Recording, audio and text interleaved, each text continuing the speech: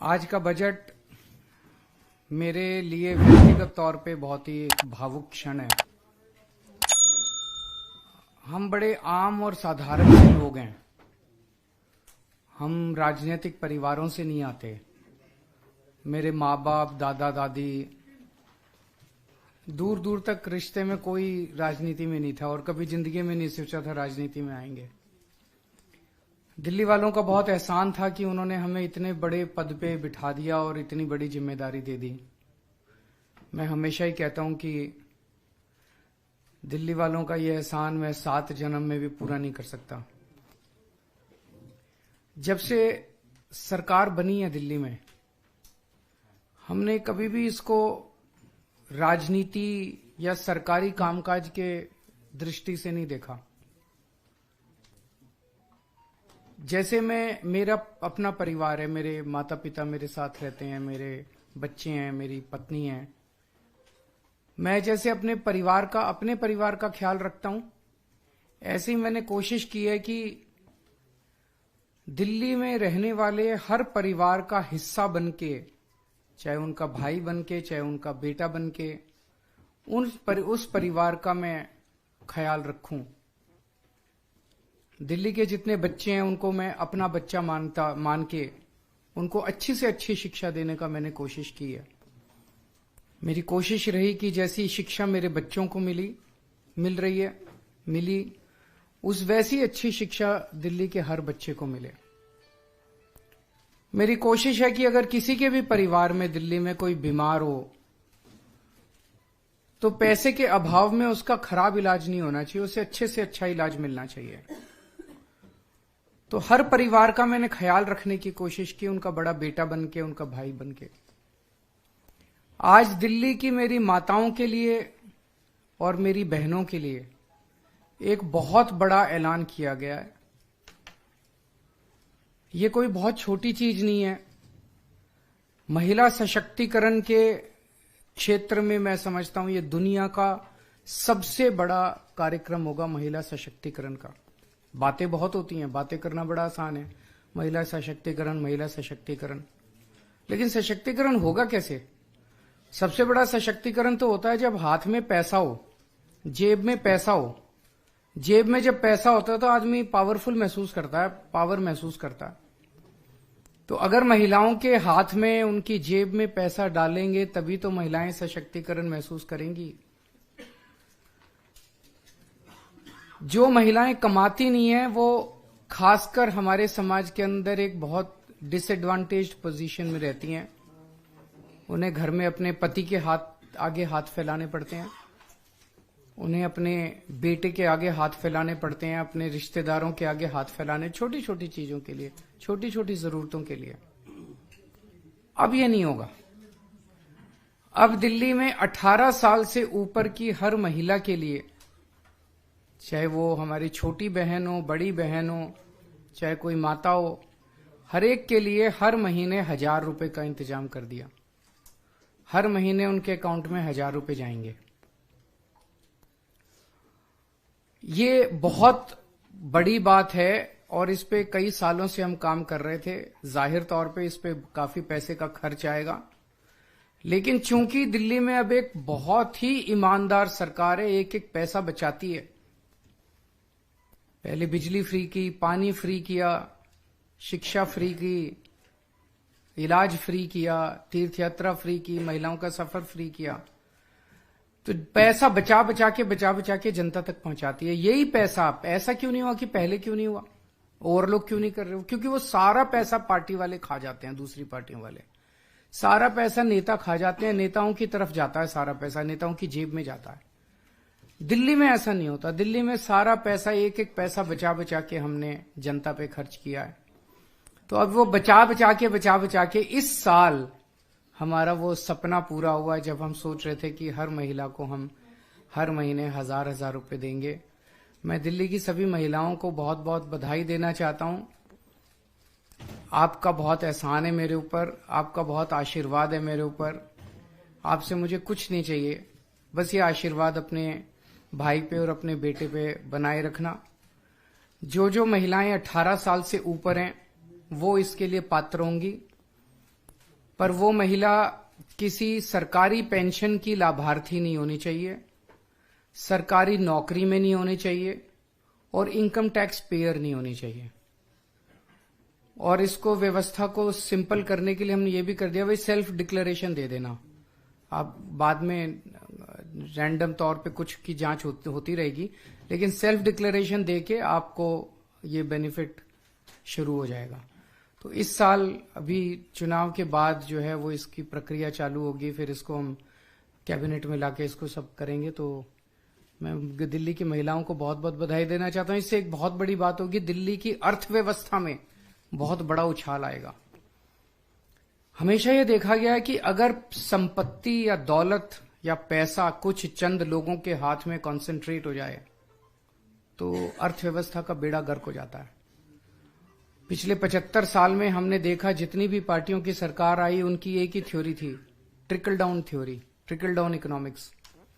उनका ये होता था कि भाई 2-4 परिवारों को सारा पैसा दे दो देश का, वो फिर फैक्ट्री लगाएंगे, फैक्ट्री में सारे मजदूरी करेंगे और उससे देश की तरक्की होगी। उससे देश की तरक्की कभी नहीं होती, दुनिया भर में नहीं हुई। ये जो बॉटम्स अप थ्योरी है, जिसके जरिए आप जनता में, गरीब आदमी के हाथ में जितना पैसा आएगा उतनी तरक्की होगी इकोनॉमी की। गरीब आदमी के हाथ में जब पैसा आता है तो वो मार्केट में जाता है, वो कपड़ा खरीदता है, वो साबुन खरीदता है, वो कंजम्पशन की चीजें खरीदता है, तो इकोनॉमी में डिमांड क्रिएट होती है।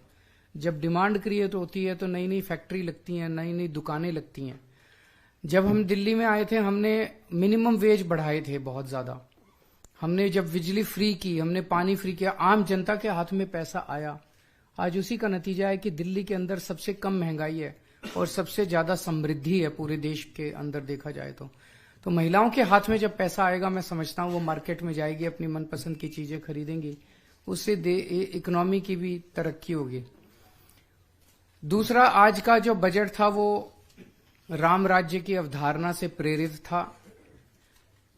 हम अच्छे अस्पताल दे रहे हैं, अच्छे स्कूल बना रहे हैं, सड़कें बना रहे हैं, सब चीजें कर रहे हैं, लेकिन एक चीज की तरफ ध्यान आकर्षित करना चाहता हूं कि दिल्ली के गांव में जो सड़कें हैं वो थोड़ी सी अनदेखी रह गई थी। इस बार उसके लिए हमने अलग से बजट का प्रावधान किया है और दिल्ली के गांव देहात की सड़कों की तरफ ध्यान दिया जाएगा। वहां की सड़कों के निर्माण को जोर शोर से कराया जाएगा। अगर कोई प्रश्न है तो आप ओवरऑल अपने बजट को किस तरीके से देख रहे हैं? क्योंकि राम राज्य थीम तो आपने दी, पर ओवरऑल क्योंकि आतिशी जी का पहला बजट था और मैं आतिशी जी को बहुत बहुत बधाई देना चाहता हूं। 10 में से 15 नंबर दूंगा मैं। बहुत अच्छा बजट था उनका और सारे तबकों का ख्याल रखा गया, सब सेक्टर्स का ख्याल रखा गया। हाँ, अभी तो पहले स्कीम नोटिफाई होगी, सब कुछ आज ऐलान है, इस स्कीम इस साल लागू होगी। फिर भी आपका क्या अंदाजा है कितनी महिलाएं इसमें मतलब आ सकती हैं? सारी नहीं आ सकती हैं, कितनी आ सकती हैं? क्या उनका क्या हो सकती है? मेरा अपना मानना है मोटे मोटे तौर पे लगभग 65 लाख के करीब शायद महिला वोटर्स हैं दिल्ली में। 67 लाख। इसमें से इनकम टैक्स पेयर घटा दीजिए, इसमें सरकारी वो घटा दीजिए, इसमें हो सकता है सारी महिलाएं अप्लाई भी ना करें, वो सब करा के मेरा अपना मानना है शायद 45 लाख से 50 लाख के बीच में, शायद 50 लाख मान लीजिए। सर, दिल्ली वाले क्या समझे, स्कीम आ जाएगी या फिर कुछ अड़चने आएंगी? अड़चनों से लोहा लेना तो हमारे फितरत है। अभी तक अड़चनों से लोहा लेके अड़चनों को दूर कर करके सारे काम कराए हैं, तो ये भी कराएंगे।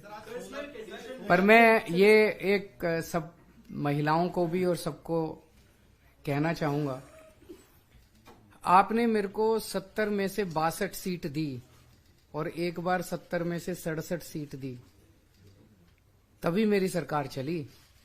अगर 70 में से 40 सीट दे देते तो अभी ये बदमाश हमारी सरकार गिरा देते, जैसे हर जगह गिराते फिर रहे हैं, है कि नहीं है? 70 में से 67 सीट दी, 62 सीट दी, तभी अभी तक सरकार चल रही है हमारी। उसका मैं शुक्रगुजार हूं बहुत बहुत। लेकिन सब लोग देख रहे हैं कि कैसे बीजेपी वाले, एलजी साहब, केंद्र सरकार हर काम में टांग अड़ाते हैं, हर काम में टांग अड़ाते हैं। अब अगर ये 7 एमपी, अभी मैं अकेला लड़ रहा हूं, एलजी साहब से भी अकेला लड़ता हूं, बीजेपी वालों से भी अकेला लड़ता हूं, सेंटर वालों से भी। तो ये सातों बीजेपी के एमपी बना के क्या मिला अपने को? कुछ नहीं मिला। दिल्ली वालों को तो कुछ नहीं मिला, उल्टा ही मिला। जब जब दिल्ली के काम रोकते हैं ये सातों एमपी बैठ के ताली बजाते हैं, बहुत अच्छा दिल्ली वाले बड़ी तकलीफ में है, बहुत अच्छा दिल्ली वाले बड़ी तकलीफ में है। तो ये तो बहुत गलत है। तो मेरा ये सब दिल्ली वालों से कहना है कि अगर ये सातों एमपी आप इंडिया गठबंधन के दे दोगे तो ये मेरे 7 हाथ बन जाएंगे, मेरे को ताकत मिलेगी। अगली बार 7 इधर से आ जाएंगे दिल्ली से, 13 पंजाब से आ जाएंगे, 10 हमारे राज्यसभा के, करीब 25-30 एमपी हो जाएंगे। फिर किसी माई के लाल की हिम्मत नहीं है जो दिल्ली वालों के काम रोक दे। तो ये मैं ताकत आज दिल्ली के लोगों से मांग रहा हूं कि आप लोग जब वोट डालने जाओ तो दिल्ली की सोचना केजरीवाल के हाथ मजबूत करने के लिए, ताकि ये रोज मैं जो लड़ रहा हूं आप मेरे को ताकत दोगे तो किसी एलजी की हिम्मत नहीं होगी आपके काम रोकने की। सर एक एडिशन इसमें है, कई लोग देख रहे हैं कि एक चुनावी साल में आपने अनाउंसमेंट किया है, लेकिन इफेक्टिव होगा चुनाव के बाद, तो वोट बैंक जो आपकी तरफ शिफ्ट हो सकता था वो नहीं होगा, क्या ये खतरा है? क्यों नहीं होगा, होना तो चाहिए। भाई अनाउंसमेंट किया है और सबको यकीन है कि केजरीवाल जो कहता है वो करता है, तो मैंने कहा है तो मैं करूंगा भी।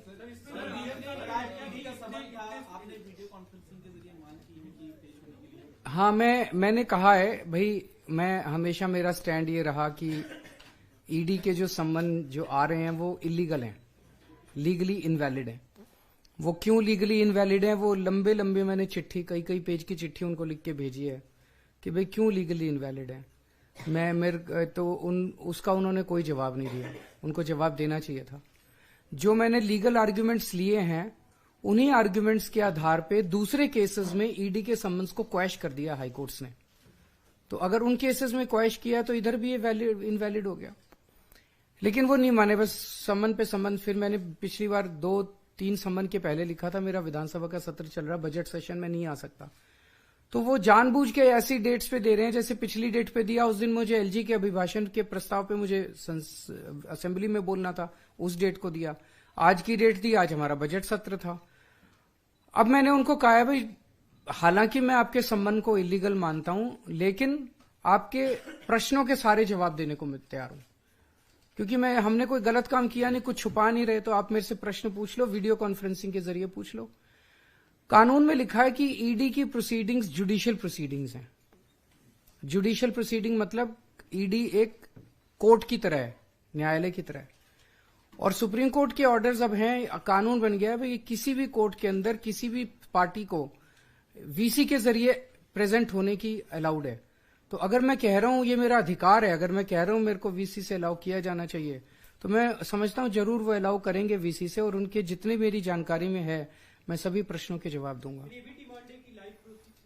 ये मैं अभी देख रहा था, मेरी तरफ से कोई ऐसी डिमांड नहीं है। अगर ईडी चाहे तो कर सकती है, मेरे को कोई इस पे आपत्ति नहीं होगी, लेकिन मेरी तरफ से कोई ऐसी डिमांड नहीं है। अगर हो तो मुझे कोई आपत्ति नहीं है। सर ये एक सवाल ये सीएम सर इधर sir coming back to the budget, actually coming back to the budget, our government has always taken pride that budget outlay has been increasing since the government took over. This is probably the first time the budget outlay has gone down. What is the reason behind? देखिए, अगर आप दिल्ली की fiscal history देखिए तो लगातार हमारा budget बढ़ता है। दिल्ली एक ऐसी सरकार है जिसको सेंटर से वर्चुअली 0 पैसा मिलता है। हमारा शेयर ऑफ सेंट्रल टैक्सेस, जैसा मैंने आपको कहा, 7,200 करोड़ से भी ज्यादा बनता है, बट हमें एक चवन्नी नहीं मिलती। इस साल इसको मैं थोड़ा पर्सपेक्टिव में रख देता हूं कि दिल्ली के लोग मिलके शायद सेकंड हाईएस्ट इनकम टैक्स देते हैं बॉम्बे के बाद। हम 2 लाख करोड़ से ज्यादा का इनकम टैक्स देते हैं। अब जो संविधान है उसमें लिखा है कि इनकम टैक्स कलेक्ट करने की जिम्मेदारी केंद्र सरकार की है, लेकिन केंद्र सरकार इनकम टैक्स को स्पेंड नहीं कर सकती। केंद्र सरकार को इनकम टैक्स राज्यों के अंदर बांटना होता है। तो दिल्ली के लोगों से 2 लाख करोड़ रुपए का इनकम टैक्स लेके वो सारा का सारा 2 लाख करोड़ रुपया पूरे देश के अन्य राज्यों में बांट दिया जाता है। दिल्ली को उस 2 लाख करोड़ रुपए में से केवल और केवल 325 करोड़ रुपए दिए जाते हैं। ये अब वो भी बंद हो गया। तो एक नया पैसा हमें नहीं मिलता उस 2 लाख करोड़ में से। तो ये एक भी पैसा हमें उस 2 लाख, तो ये तो नाइंसाफी है। ये तो ये है कि जो सोने के अंडे देने वाली मुर्गी है उसका गला ही घूंट दो। अगर दिल्ली ग्रोथ इंजन है, आप हमें अगर पैसा दोगे, हम नए नए फ्लाईओवर, नए नए सड़कें बनाएंगे, दिल्ली को शानदार सिटी बनाएंगे, आपको और इनकम टैक्स इकट्ठा करके देंगे ना। आप हमें पैसा दो, हमें पैसा नहीं दे रहे। कंटिन्यू। सेकेंड, दिल्ली एक इकलौती सरकार है जो बिना लोन लिए सरकार चलाती है। अगर आप हमारे पिछले कुछ सालों की हिस्ट्री देखिए, हालांकि हम लोन का प्रोविजन करते हैं, हमें अभी तक कोविड के साल के अलावा हमारी सरकार को चाहे बिजली, पानी, स्कूल, अस्पताल, बस यात्रा सब कुछ फ्री देने के बावजूद हमें कभी लोन नहीं लेना पड़ा। इस साल जो एक अंतर आया है, जो पिछले 2 सालों से अंतर आ रहा है कि जीएसटी कॉम्पेंसेशन बंद हो गया है। पहले दिल्ली को 10,000 करोड़ जीएसटी कॉम्पेंसेशन मिलता था, उसका लास्ट कंपोनेंट 2-3 हजार करोड़ लास्ट ईयर भी मिला है। लेकिन इस साल, और ये दिल्ली की रेवेन्यू ग्रोथ का, रिमार्केबल रेवेन्यू ग्रोथ का नतीजा है कि जीएसटी कॉम्पेंसेशन खत्म होने के बाद भी हम अपने रेवेन्यू को पिछले साल के लेवल से इंक्रीज कर पाए। बिकॉज बजट एस्टिमेट, हालांकि पिछली बार थोड़ा ज्यादा था, लेकिन जो फाइनल एस्टिमेट है बजट का वो 74,900 करोड़ से, और इस बार उसको 1100 करोड़ रुपए बढ़ा के 76,000 करोड़ का हमने बजट अनुमान किया है। आप किसी और राज्य में देख लीजिए, कोई और राज्य नहीं है जिसने अपना जीएसटी कॉम्पेंसेशन खत्म होने के बाद अपना बजट डेफिसिट लोन लेके, डेट लेके पूरा ना किया हो। दिल्ली एक इकलौती सरकार है जो अपने रिसोर्सेज रेज करती है, ईमानदारी से रेज करती है, और बिजली, पानी, स्कूल, अस्पताल, बस यात्रा, तीर्थ यात्रा सब कुछ फ्री देने के बाद भी फिस्कल सरप्लस में रहती है। So I have a question. You said that this year's budget was inspired by the vision of Ram Rajya, and in fact, the finance minister's speech was peppered with couplets from Ramayana. Why is that? Why did you feel that this is a pitch that you have to make and you have to define your budget in this manner? You don't believe in Ram Rajya? So that is that apart, sir. We believe in Ram Rajya. हमने केवल इस बार नहीं, कई सारे budget speeches Manish ji के भी उठा के देखो, उसमें भी राम राज्य की अवधारणा की कई बार जिक्र हुआ है। 2022 you mentioned it first after winning the 2020. No, I don't think so, उसके पहले भी मेंशन। रूपश्री, अगर आप ये देखिए, आप हमारी पॉलिसीज देखिए, हमारे पॉलिसीज ही राम राज्य से प्रेरित हैं, जो एक एक तबके के लिए, खासकर जो पिछड़े हुए तबके हैं। देखिए, राम राज्य में किस चीज की बात है, जो अभी हमने आज भी कहा, कोई दीन नहीं है, कोई दुखी नहीं है, कोई बीमार नहीं है, सब समृद्ध हैं। तो पिछले 9 साल से हमारी सरकार इसी पे तो काम कर रही है। कोई ऐसी सरकार नहीं होगी जिसने शिक्षा पे इन्वेस्ट किया इतना, कोई ऐसी सरकार नहीं होगी जिसने एजुकेशन पे इन्वेस्ट किया। एक हमारा अचीवमेंट जो हमने आज शेयर किया, जो अक्सर हम उसकी बात नहीं करते हैं, लेकिन हमने मैल नरिशमेंट जिस स्पीड से दिल्ली में कम किया है, खास करके बच्चों में 91% रिडक्शन है। ऐसा नहीं है कि ये स्कीम्स और राज्यों में नहीं चलती हैं, चलती हैं, लेकिन हमारी सरकार में, क्योंकि हमारे लिए एक एक व्यक्ति इंपॉर्टेंट है, हमने बच्चों पे इतना फोकस करके 91% से मैल नरिशमेंट कम कर दिया है। तो हमारी पॉलिसीज ही राम राज्य से प्रेरित हैं, पहले दिन से प्रेरित हैं। उम्मीदवारों को बदल दिया है दिल्ली में, एक को छोड़कर फिलहाल 5 सीटों में से, क्या कहेंगे जिस तरह से चेहरे बदल रही है? भाजपा डर गई है, इसीलिए उनको, मैं कोई बता रहा था कि जहां जहां आम आदमी के कैंडिडेट्स खड़े हुए हैं वहीं बदले हैं। आसाम में भी वहीं बदले हैं जहां 3 हमारे खड़े हुए हैं, यहाँ पे दिल्ली में भी वहीं बदले हैं, सारे हमारे वाले जहां खड़े हुए हैं। अब देखते हैं कुरुक्षेत्र में किसको देते हैं और गुजरात में Coming किसको। back to the budget, budget is not only what you are going to do in the next fiscal, but also the account of what you have done in the past, which you always do.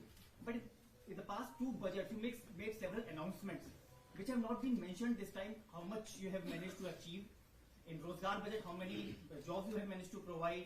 How many schemes you could manage to implement? Last year you talked about road infrastructure. There is no mention about that. How much work could you do on that front?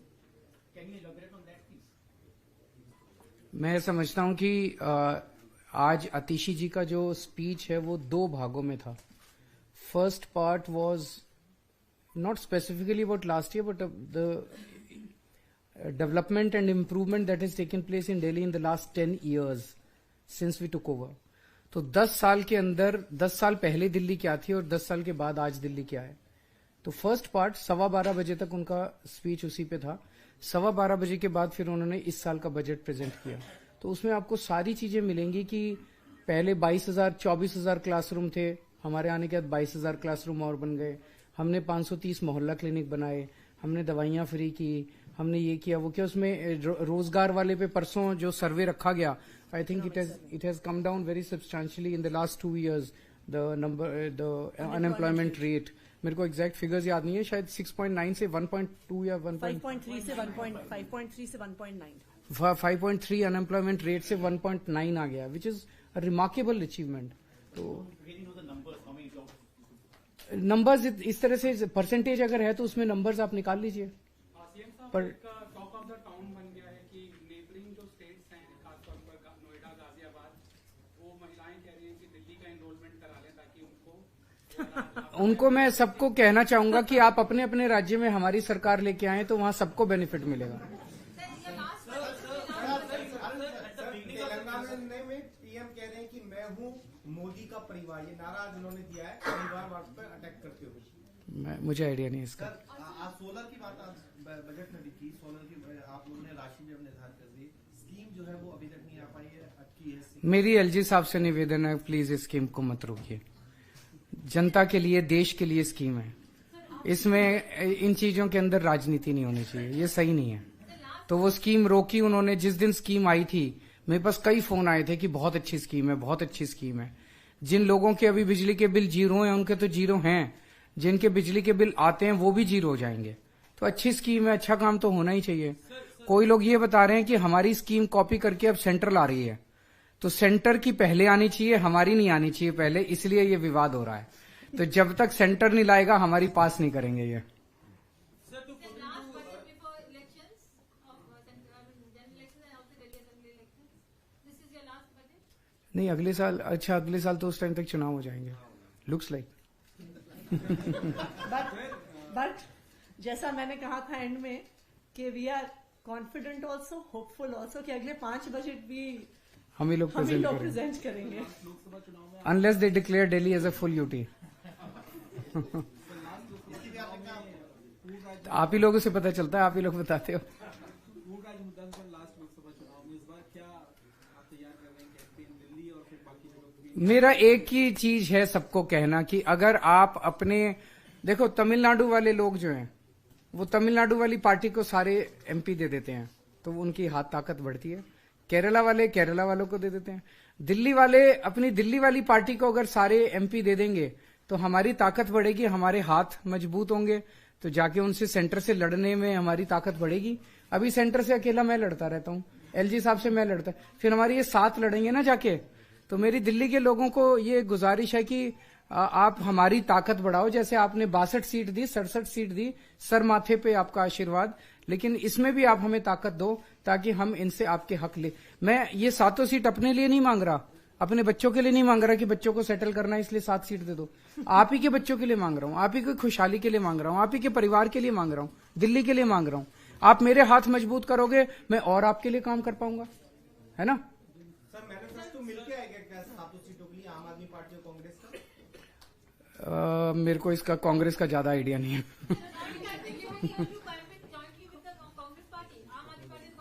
अभी तो हम अपनी planning कर रहे हैं, देखते हैं उनसे बात करके, पर अभी तो हम अपनी प्लानिंग कर रहे हैं। आज पूरी शाम उसी के ऊपर है। सर दिल्ली में काफी सारे ऐसे बच्चे हैं जो हायर एजुकेशन के लिए जाना चाहते हैं, आपकी गवर्नमेंट लगातार एजुकेशन पर काम कर रही है। वो बच्चे जो हायर एजुकेशन लेना चाहते हैं लेकिन खाली नहीं, हमारी योजना है कि स्कीम है कि आप लोन ले लीजिए और लोन आपको गारंटी सरकार देगी। आपको अपनी कोई ज्वेलरी बेचने की जरूरत नहीं है, कुछ गिरवी रखने की जरूरत नहीं है। वहां से निकलने के बाद, पढ़ाई से निकलने के बाद आपकी नौकरी लगेगी। नौकरी करने के 15 साल के अंदर आप वो लोन आसान किश्तों में चुका सकते हैं। तो हायर एजुकेशन में तो दिल्ली के अंदर बहुत अच्छी योजना है ये, उसका प्रचार करना चाहिए हमें।